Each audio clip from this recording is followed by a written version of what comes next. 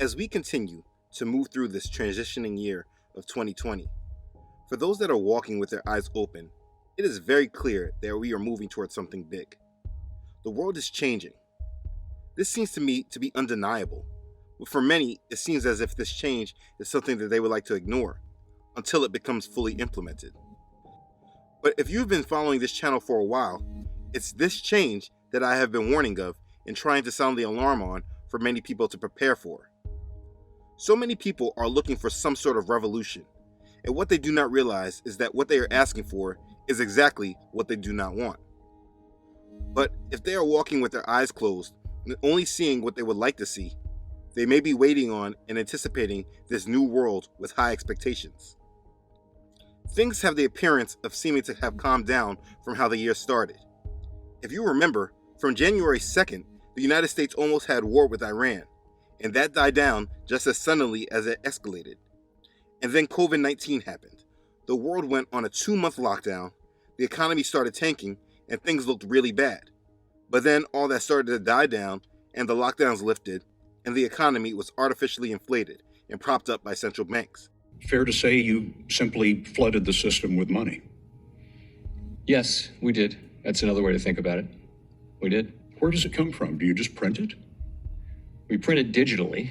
And the unprecedented event of a global shutdown came and went from the minds of the masses, leading us to a social revolution where all of a sudden a world plagued by racial mindsets now all of a sudden has band together to destroy racism, and now everyone cares about black people. What couldn't be fixed over 60 years from the civil rights movement is now being addressed within a month's time. This has been a very busy year, and for many, they would like to just forget about all the negative and hope for the best. And while I understand that mentality, I assure you that this mindset will not prepare you for what's coming next.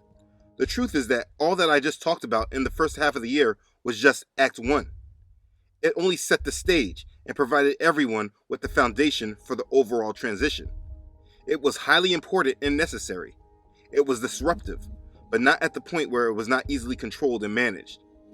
We are now in intermission.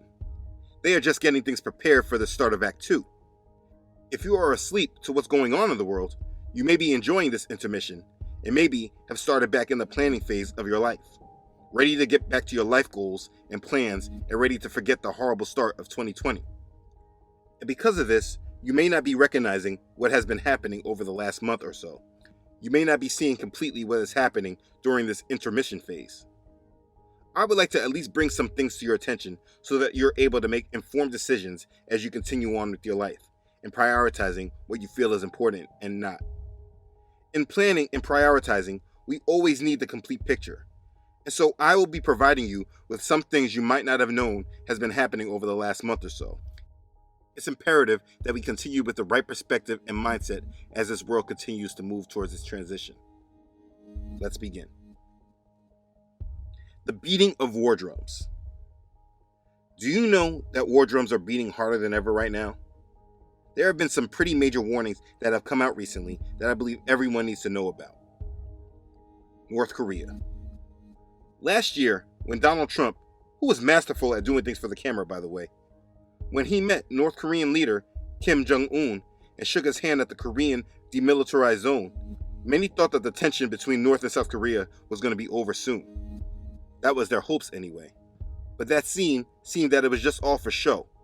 Because during this week, the 4th week of June, North Korea made some very provocative statements, which was reported by the TASS news agency, the largest Russian news agency and one of the largest news agencies worldwide. The North Korean embassy in Moscow sent a statement to TASS news agency and threatened America with a sensational event that would destroy the country. They said, this year, the U.S. military is deploying all sorts of military maneuvers in South Korea and in the areas adjacent to it with the purpose of striking North Korea quickly. They said they have nuclear weapons capable of mercilessly punishing those who dare to raise their hand at it, in whatever corner of the planet he may be. A new round of the Korean War will add a particularly sensational event to the history of mankind, which will put an end to another empire whose name is the United States. Ironically, this statement was issued on the 70th anniversary of the Korean War. Just a week before this, Kim Jong-un's sister blew up their embassy in South Korea, and North Korea threatened to move back into zones that were demilitarized under inter-Korean peace agreements in 2018. South Korea's defense ministry responded to Kim's comments and said it was seriously assessing the situation and carefully monitoring North Korean movements. Just the other day, Kim Jong-un said that he is suspending military action, but this is more likely postponed, not canceled, and it's possibly they are working in alliance with others on a more strategic plan. We've been watching the situation with North Korea for years now, even during the time from Obama. This is something that you want to pay attention to, especially with the rhetoric that they are saying. Pay attention to the news that comes about North Korea, South Korea, and the United States. China and India. Just last week, there was a major escalation in the ongoing conflict between China and India. According to Indian officials, at least 20 Indian soldiers were killed in a clash with Chinese forces in a disputed Himalayan border area. It is the first deadly clash in the border area in at least 45 years. China did not confirm any casualties, but accused India in turn of crossing the border onto the Chinese side. China officials said that India had crossed the border twice that Monday, provoking and attacking Chinese personnel, resulting in serious physical confrontation between border forces on the two sides. Over this past weekend, India's army made a significant change in its rules of engagement. They removed the restrictions on their soldiers on using firearms. They said the commanders will no longer be bound by restrictions on the use of firearms and will have full authority to respond to extraordinary situations, using all resources at their disposal.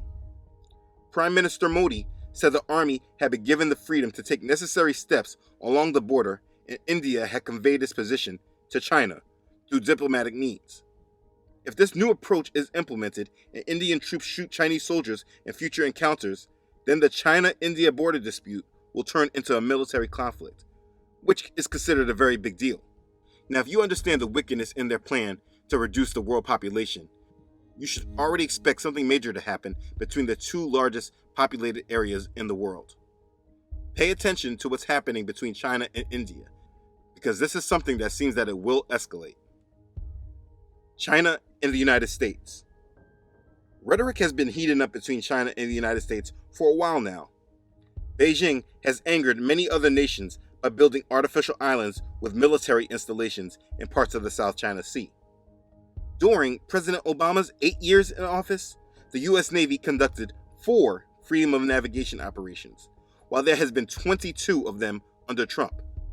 Experts are claiming that the U.S.-China relations are in full crisis.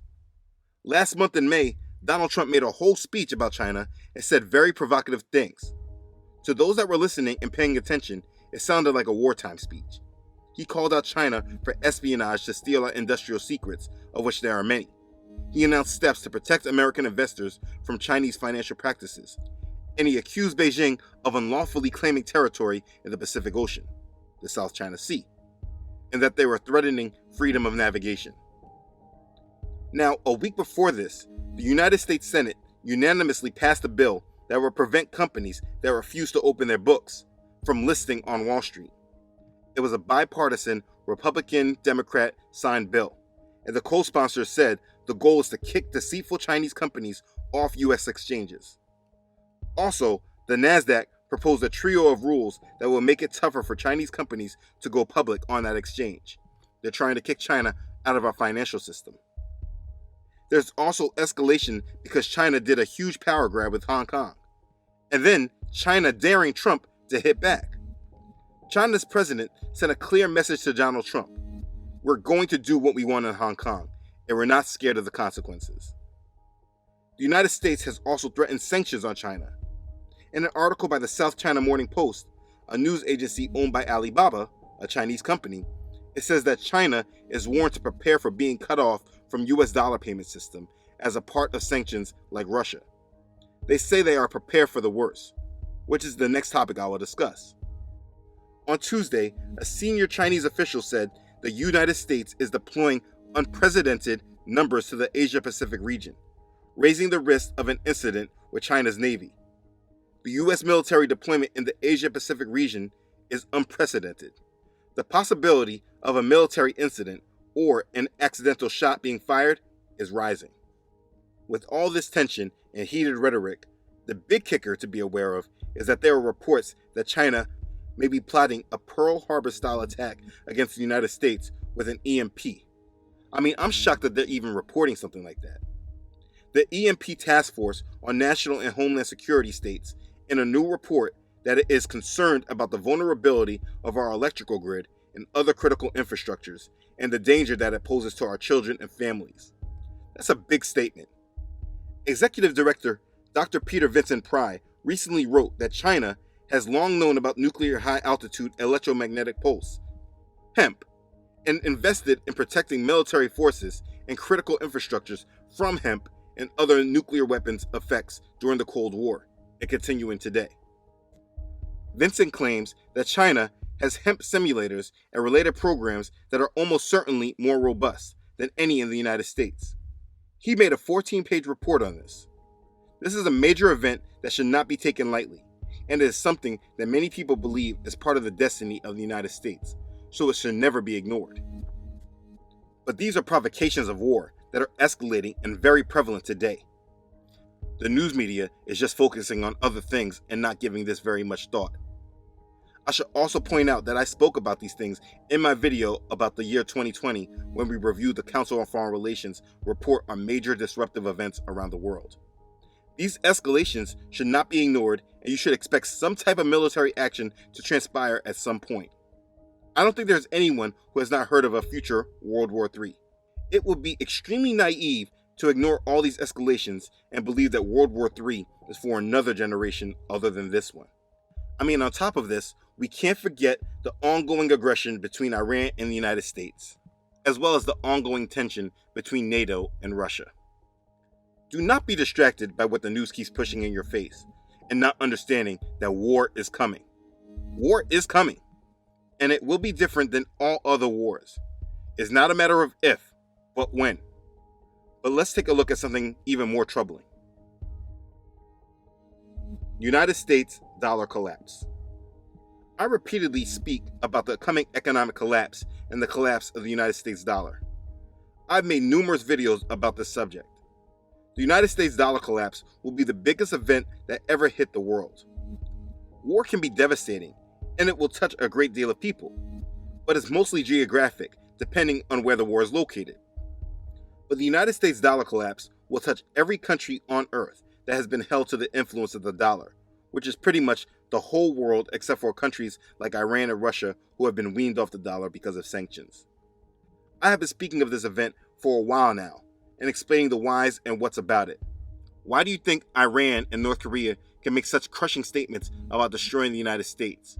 It's not because they think that their military is stronger or at the same level as the United States, but it's because they know that our economic situation here is so dire that the wrong event can cripple us from the inside. But the coming dollar collapse is not the news.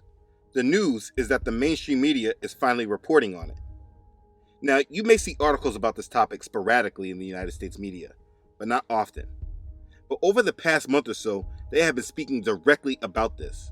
Now, the reasoning is obviously not the same, and the narrative that they are claiming is different from the overall fundamental reasons why I and many others have been stating quite surely that the dollar will collapse. But either way, they are reporting on it, and this should be a very strong alarm bell ringing off because they are now giving people a little forward notice, though the majority is not paying attention. Look at some of these headlines.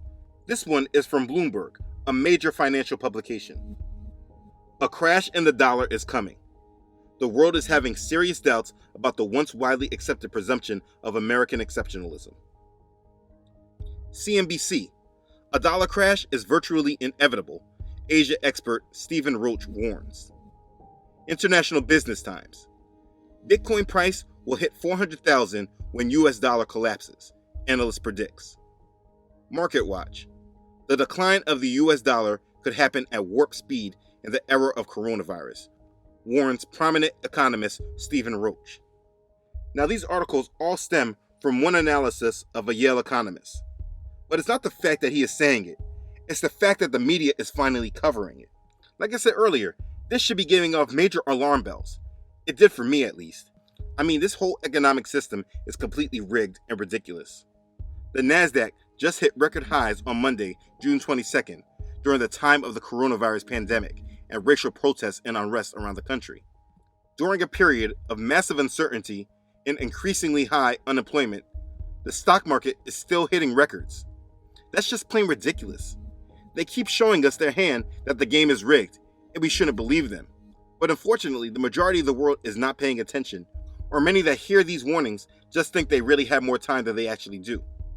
Point is, do not forget about this event and be really ready for it, because they are now starting to report on it, and it's not a good thing. Always be ready and expectant of a major financial crash, food shortage, and disruption in the supply chain. Now, on top of those military and economic threats, there are domestic threats that are happening in front of us. Now, I'm not sure if this is just where I'm living or it is happening in other places, but there seems to be a problem with inventory. Normal items I have been used to getting at the stores are not stocked very well, and grocery stores like Publix are spreading items out on the shelves to look as if there's items, but there's not a lot.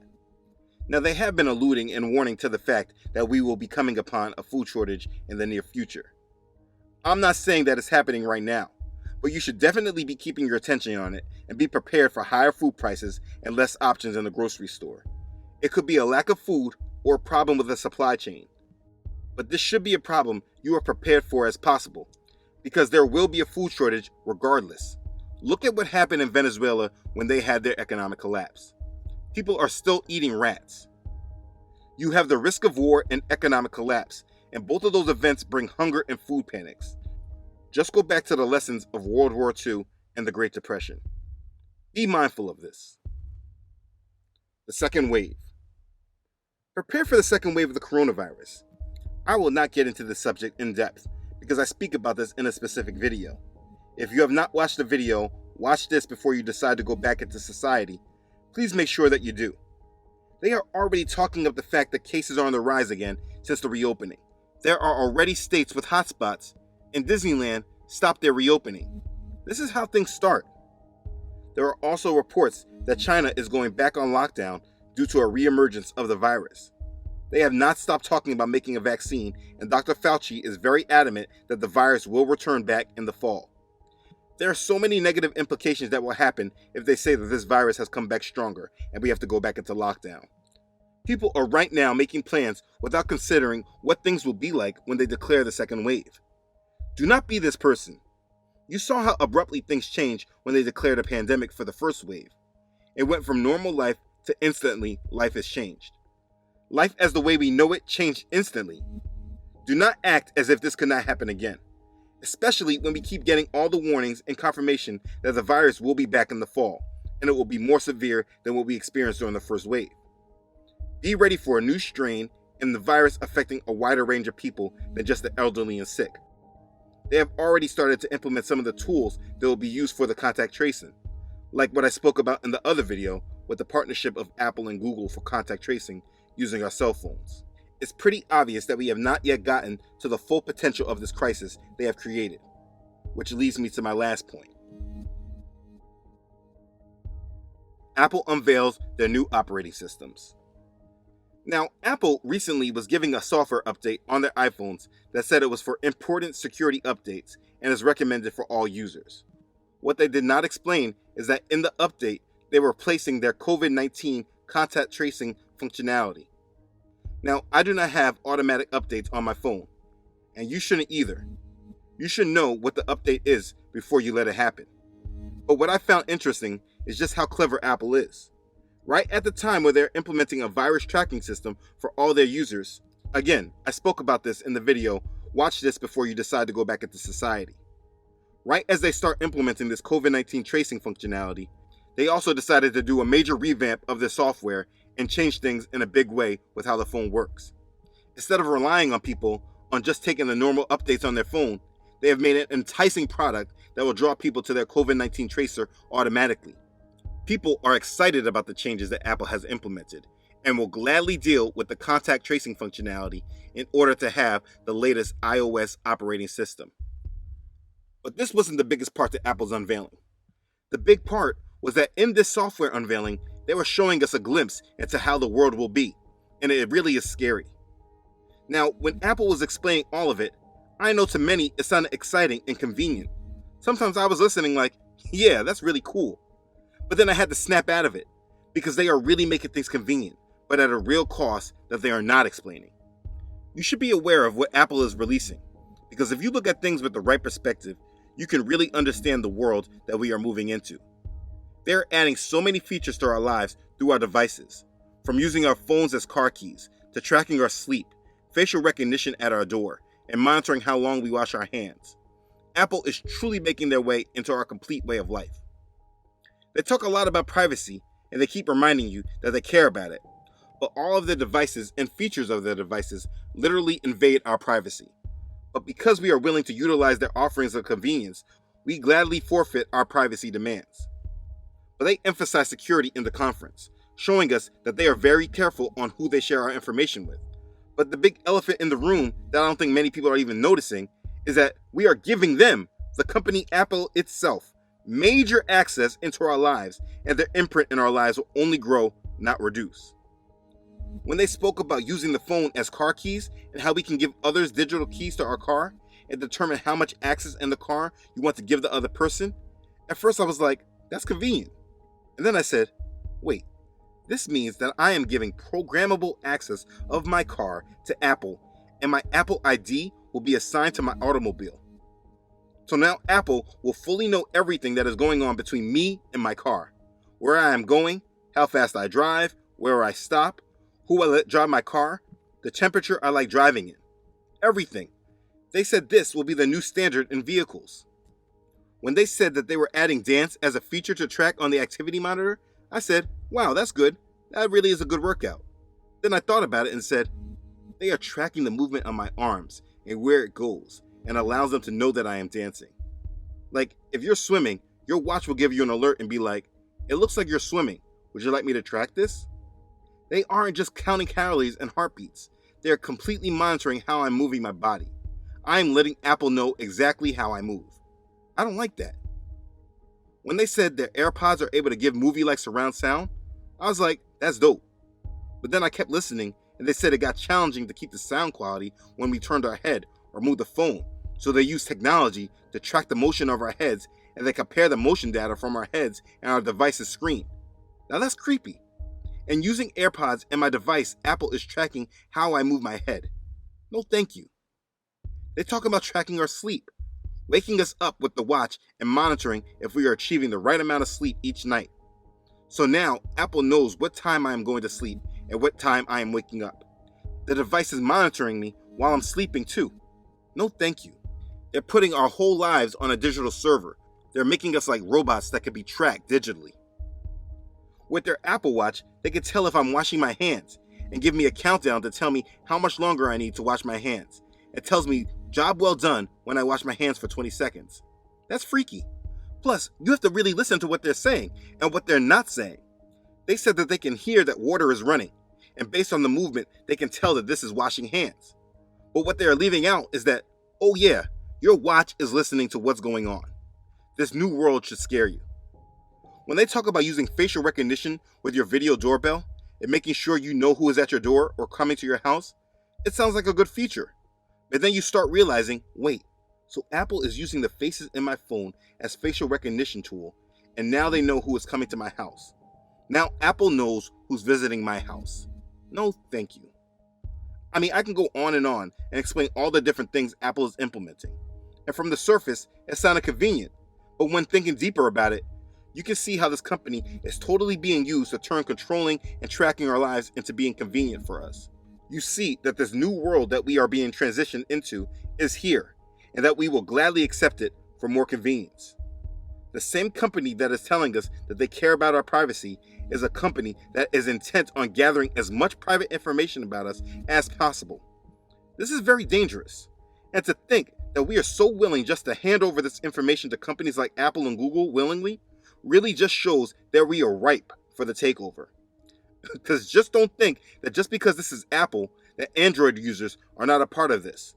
Google is applying the same technologies, but they always just let Apple market it to the masses first, so there is general acceptance. This is the future, regardless if you're an Apple or Android user. That's why they only gave us two options with phones. Our devices are meant to be a bridge into the control aspect of the coming transition of the world. And if you really can't see that, based on all the information we will be giving these technology companies, you are not paying attention. These companies literally know more about us than we know about ourselves, and the systems are completely in place to monitor and regulate our lives. Now, the other aspect to discuss is the election, but I will not even get into that at this present time. I will only say that I do not expect there to be an election, and if there is one, I honestly do not expect a solidified result on November 3rd. So at this point in time, I won't say too much on it. But this is what is happening in the world right now.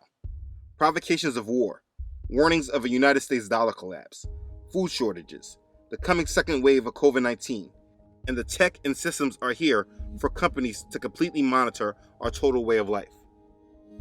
And don't make me even get into what's going on with the racial protests and the destroying of what the system deems as politically incorrect. This world is completely changing under our noses. And if you are not paying attention to it, you will not be ready for the major event that's coming. Like I said, we are just in intermission, and Act 2 is getting ready to start. When I look at these changes, I'm so thankful for our Father's word. I'm so thankful for his warning and his consistent message of not being of this world. He tells us, do not love the world or the things in the world. If anyone loves the world, the love of the Father is not in him. For all that is in the world, the lust of the flesh, the lust of the eyes, and the pride of life, is not of the Father, but is of the world. And the world is passing away, and the lust of it. But he who does the will of Elohim abides forever. That's 1 John chapter 2, verses 15 through 17. If you are one that heeded this advice and made this a part of you, that you do not feel attached to these changes. You see the world going down a dark path, and though you can see it, you don't feel a part of it. And I promise you, that is a truly wonderful feeling and a blessing. Because as I see what this world is shaping up to be, I have no interest in being a part of it. All these people looking for a revolution in this world, only to become a new type of slave to a new type of system. All these possible major disruptive events, while also witnessing the obvious direction this world is collectively heading in, it seems very clear that our only option is Yahshua the Messiah. Here's our only hope. The world is placing their hopes in false idols and deceptive spirits. We must make sure that we live separate from them. That's obviously right now not possible geographically, but it's definitely possible in mind and in our purpose. We have a blessed hope, and we have promises our Father in heaven has given us. We must keep our focus on him and his promises. But as it is written, eyes have not seen, nor ear heard, nor have entered into the heart of man the things which Elohim has prepared for those who love him. 1 Corinthians chapter 2, verse 9. For our citizenship is in heaven, from which we also eagerly wait for the Savior, the Lord Jesus Christ, who will transform our lowly body that it may be conformed to his glorious body, according to the working by which he is able even to subdue all things to himself. Philippians chapter 3, verses 20 through 21. Do not be steered by this world. Be very careful with what you are paying attention to. Stay focused on your relationship with the Most High. Tend to your soul and do not get swayed away with the cares of this world, because everything seems to be moving strategically towards this new world order, and the matters they are placing for you to pay attention to are only there to distract you and get you boggled down in their agenda. None of these things I mentioned should scare you if you're a believer. I'm just bringing them to your attention so you understand what's going on away from the topics the mainstream media only wants you to focus on. Please stay vigilant and in a sound mind. Stay encouraged and faithful. Stay hungry for righteousness and continue to grow your intolerance for wickedness. The days are moving towards complete darkness, and the only way the blind will be able to see is if you continue to be a light for them. Shine your faith through this darkness and be ready for the time of our Master. Be blessed. Okay, thanks again for watching. If this has blessed you, please make sure to like it and share it with others. If you haven't done so already, please make sure you subscribe to this channel. Elohim willing, I upload every Friday. Please don't forget to follow this ministry on Facebook and Instagram, as well as on my website, truthandedited.com. As always, I would like to give a very special thank you to those who have donated and contributed to this ministry. Your contribution and support are a huge blessing to this ministry. Thank you for your obedience to Yahweh's call in your heart. I'm humbled by your support, and I'm very thankful for you. Okay, thanks again everyone for watching. I love you all.